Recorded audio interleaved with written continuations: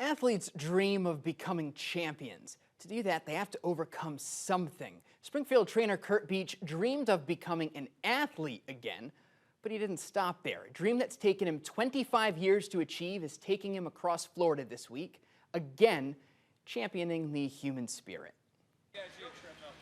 Kurt Beach works out every morning at 9. Okay, I'm going to do rowing here a little later.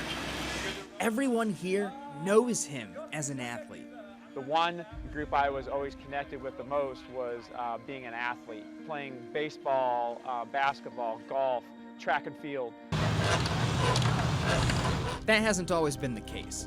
After graduating high school, doctors told Kurt he had spinal muscular atrophy, a genetic disease affecting the nervous system and voluntary muscle movement. He goes, one, you shouldn't do anything that's going to cause you to get hurt. And I actually asked him, what do you think about me continuing as a career in athletic training? Because that's what I was literally going into my freshman year of college, was what I wanted to be. And he basically told me, he's like, you should look into getting a desk job. You'd be in a wheelchair by the time you're 35 years old.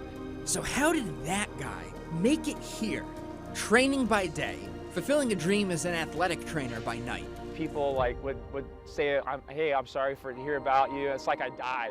You know, I was like, I'm still living, I'm still walking, you know.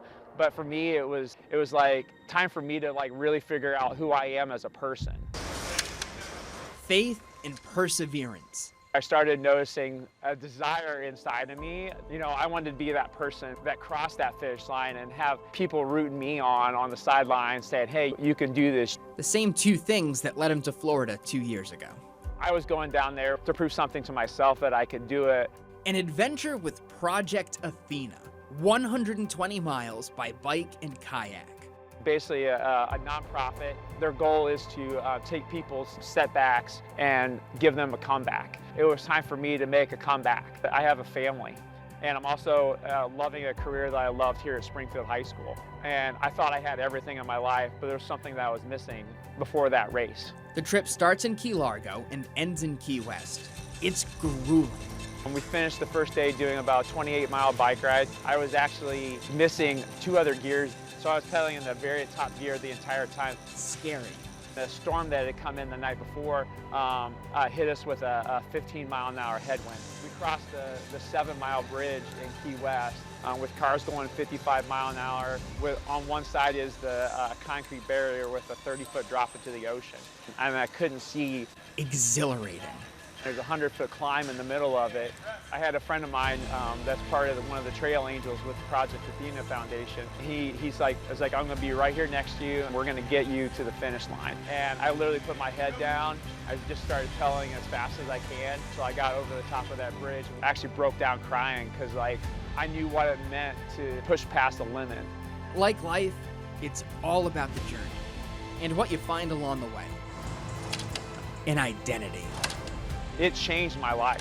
Crossing the finish line to me was not just a line in the sand. It was finding who I was.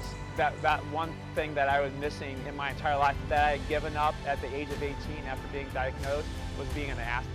And I found my purpose in life.